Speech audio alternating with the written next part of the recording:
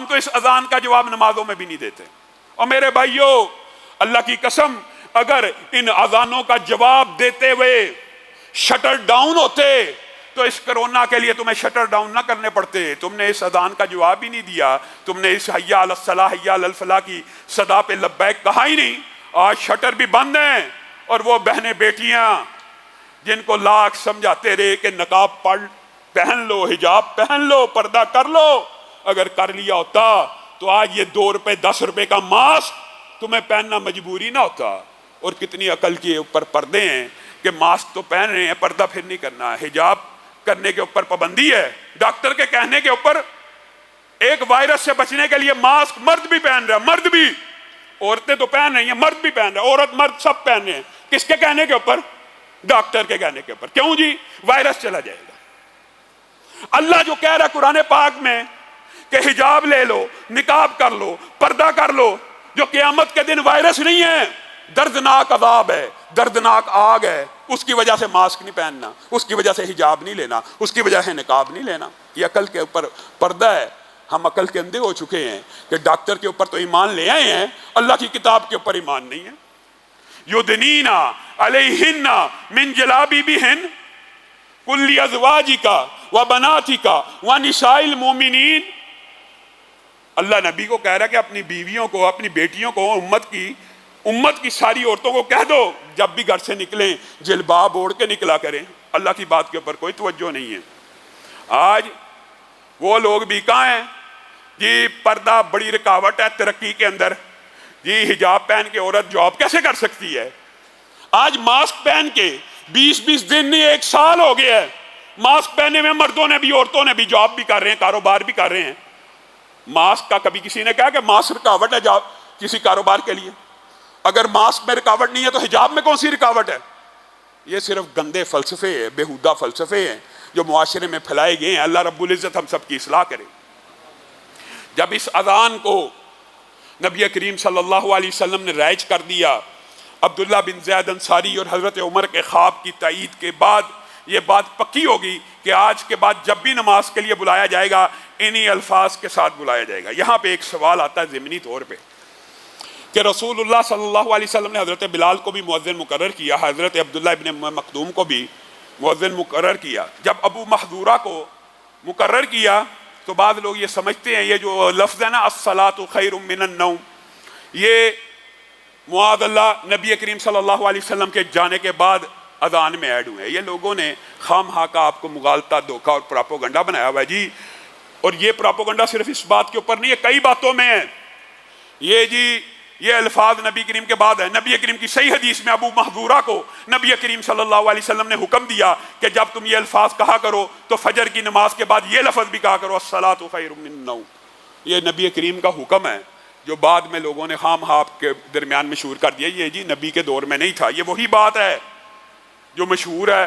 یہ جی نماز تراویح نبی کریم صلی اللہ علیہ وسلم کے دور میں باجماعت ادا نہیں کی گئی، یہ بھی جھوٹ ہے۔ نبی کریم صلی اللہ علیہ وسلم کی زندگی کے اندر نماز تراویح باجماعت 3 دن تک ادا کی گئی ہے، اور یہ بات آپ کے سامنے متعدد مرتبہ رکھ چکا ہوں۔ رسول اللہ صلی اللہ علیہ وسلم ایک کام 1 مرتبہ بھی کر دیں، 1 مرتبہ بھی کر دیں تو اس کی مختلف حیثیتیں ہوتی ہیں، یا وہ ہمیشہ کے لیے سنت اختیار کی جا سکتی ہے یا اس کی ہمیشہ کے لیے جواز بن جاتا ہے۔ عام فہم بات ہے۔ رسول اللہ نے کتنے حج کیے ہیں؟ 1۔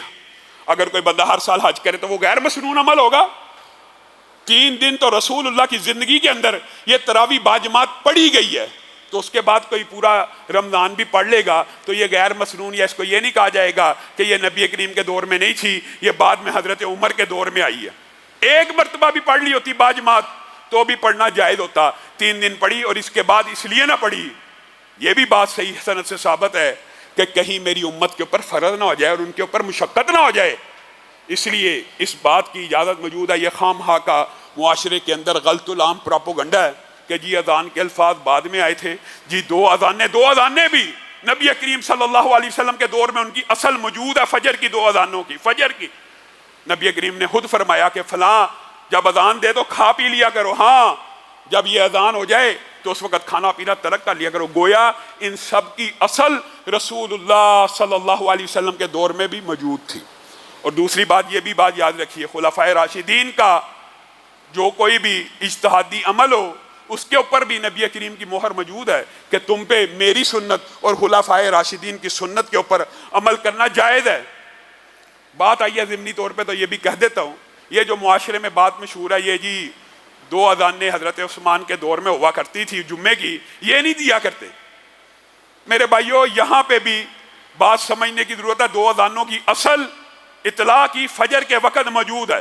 حضرت عثمان نے جو جمعے کی دوسری اذان دی ہے، آپ ایمانداری سے بتلائیے، میں کوئی فقہی اختلاف یا اختلافی مسئلے، آج سیرت کا باب ہے اور سیرت کا باب الحمدللہ 1 سال سے چل رہا ہے، اختلافی مسئلہ بیان کرنے کی اس وجہ سے کہ مناظرانہ طبیعت کی وجہ سے یا مناظرانہ رنگ دینے کی وجہ سے نہیں کر رہا، بلکہ سمجھانے کے لیے کہہ رہا ہوں۔